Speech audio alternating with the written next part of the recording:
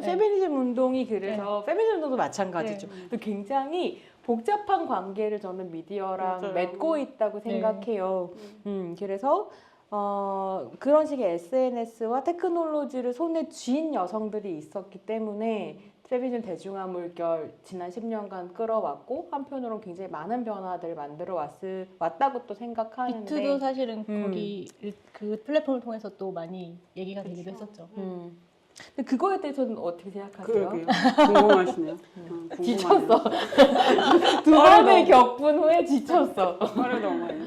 아니 뭐 당연히 사람들한테 어떤 언로가 만들어지고 그것이 만들어질 수 있는 경로라고 하는 것의 다양성이 뭐 기술에 기반한 어떤 식의 새로운 플랫폼이건 혹은 어떤 종류의 그것을 만들어내서 사람들을 모을 수 있는 어떤 관계든 간에 어떤 변화가 우리한테 있어 그것이 의미가 있죠. 그러니까 저는 그것을 다 없애자는 얘기가 아니라 어떤 문제가 생겼을 때 그 문제에 상응할 만한 형태의 그 적대적 방어 기술이라고 하는 얘기할 수 있는 그런 것들이 채택되는 것을 불가능하게 만드는 이야기가 표현의 자유라는 이름으로 옹호되어서는 안 된다고 생각해요. 그거는 누군가의 표현의 자유를 확장시킬 수 있는 방법으로서 이해되어야지 오히려 예를 들면 여성 혐오라든지 혹은 어떤 종류의 인종차별이라든지 어떤 말들이 사실은 제어되어야 되는 게 맞잖아요. 그걸 그렇죠. 왜 제어해야 되냐면 그들에 대한 표현의 자유를 그들에 대한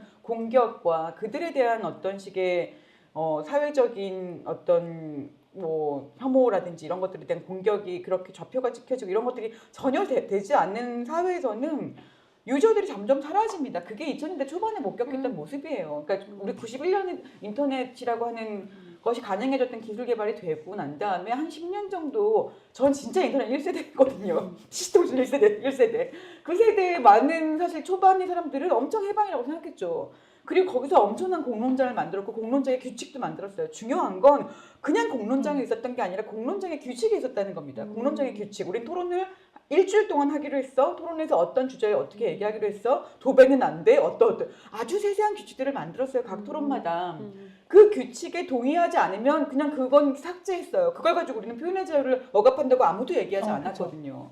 그런데 그따위로 지금 얘기하는 느낌이 좀 든다는 거예요. 그리고 2000년대 그것을 제대로 여성에 대한 혐오나 인종차별, 뭐 청소년에 대한 어떤 식의 것들을 하지 않은 다음에 2000년대 초반에 어떻게 바뀌었냐. 인터넷 중심의 환경이 아시다시피 여자들이 사라집니다. 여자들이 유저로서 더 이상 자기를 드러내지 않아요. 대부분의 경우 젠더 스와핑은 어떤 방식으로 이루어지게 되냐면 자기가 남자들이 자기를 여자라고 하지 여자들은 자기가 여자도 여자인 척 안 하게 됩니다. 왜냐면 공격받으니까.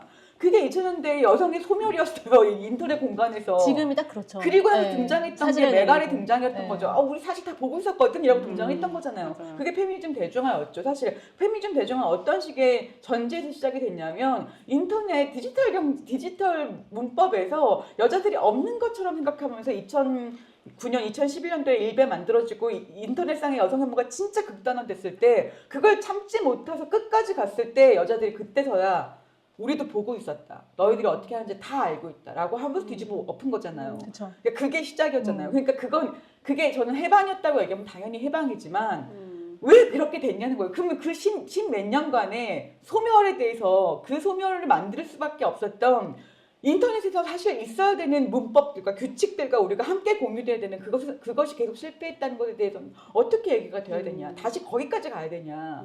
그리고 나서 다시 지금 돌아와서 몇 년 만에 한 8년 지나고 났더니 다시 지금 여자들이 소멸됐어. 맞아요. 그래서 다 사진 페미묻다라는 내리고. 채널 하나를 만들기가 너무 어려워졌어. 그 채널도 우리가 등장했던 많은 채널들이 없어졌어. 아니면 그리고 막 어떤 이야기들의 문제의식들에 대한 얘기들에 대해서 사람들이 그런 게 있었어? 라고 얘기하고 있어. 이제 이런 상황이 됐다는 겁니다. 이런 식의 이제 역사를 보게 된다면 이게 해방이냐 아니냐가 아니라 해방이려면 어떻게 했어야 되느냐. 그리고 어떤 순간에 해방이 찾아왔는데 그 해방이 찾아왔던 순간은 해방으로 찾아왔던 게 아니라 저항으로 찾아왔잖아요. 그쵸. 그럼 저항으로 찾아왔는데 저항 다음에 해방이 왔냐고 안 왔잖아요.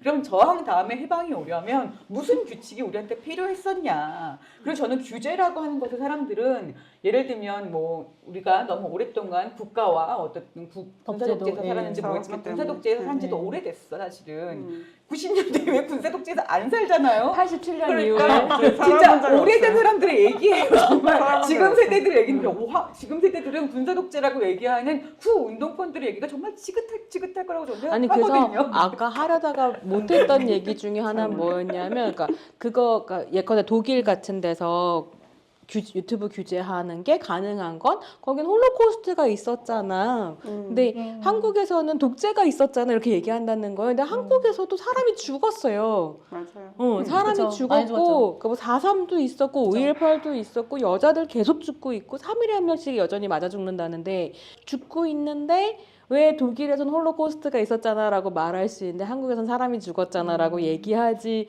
못하는가는 좀 짚어줘야 될 것 같아요. 그리고 올해 통계청 10월 13일인가 통계청 발표 나왔는데 응급실에 10대 여성 청소년들이 자살 사고로 실려오는 비율이 엄청나게 늘었거든요. 그게 올해 나왔던 통계예요. 근데 그게 지금 중요한 뉴스가 되냐고요. 그런 식의 질문들이 저한테 좀 필요하다고 생각이 들고, 그러니까 이거는 뭐냐면 적절한 규제는 더 좋은 공론장을 만듭니다. 그리고 우리는 완전한 해방에서 어떤 식의 공론장을 만들 수 있는 게 아니라 같이 그 규칙을 공유하는 사람들이 공론장을 만들어요. 규칙 없는 공론장은 불가능합니다. 그건 정말 힘이 지배하는 곳이에요. 힘이 지배하는 곳이라고 하는 것을 마치 공론장처럼 생각하는 건 정말 곤란하다라는 겁니다. 막간을 이용해서 이제 다른 얘기로 넘어갈 시점이 된 것 같아서. 네. 그래서 지금 권김쌤 이야기 하신 요 내용 안에서 우리는 페미무따 좋아요, 구독, 공유, 알림 알림 설정 하셔야 될 타이밍이다. 얘기 들으면 생각해보니까 진짜 제가 지난 10년간 정말 많은 채널들에 나름 출연했었던 것 같거든요. 싹 다 없어졌네.